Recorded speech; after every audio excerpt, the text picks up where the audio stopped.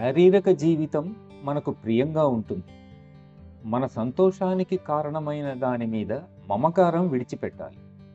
అప్పుడు శరీరానికి ఆడ మగ తేడాలుండవచ్చు, కానీ నాకు దానితో ప్రమేయం ఉండదు.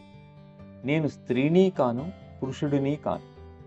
అప్పుడు మనం ఆవును చూసినా, చెరువులో చేపను చూసినా, తోటి మనిషిని చూసినా వాటితో మనకున్న ఏకత్వమైన జీవాన్ని గ్రహించగలిగే స్థితికి వస్తాం.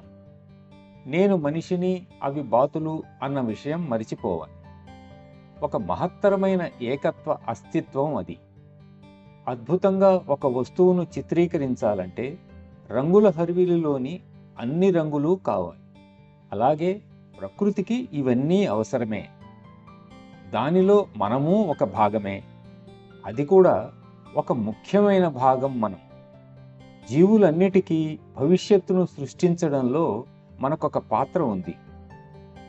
ఒక చిత్రంలో ఎక్కడైనా ఒక చోట మార్పు చేస్తే మార్పు వచ్చేది ఆ ఒక్క చోటే కాక అది మొత్తం చిత్రంలో మార్పు తెచ్చినట్లే, నేను మారినట్లయితే మొత్తం విశ్వం కూడా మారవలసిందే.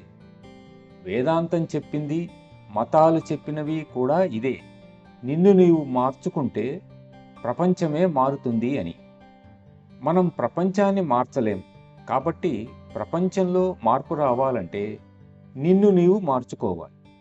నన్ను నేను మార్చుకునే విషయానికి వచ్చేసరికి మళ్ళీ ఈ వైఖరుల సమస్య, కోరికలు, ఇష్టాయిష్టాలు ఎదురవుతాయి. వీటన్నిటికీ మరల సంస్కారాలే కారణం. వీటిని శుభ్రం చేయండి అని సహజ మార్గం అందుకే అంటుంది.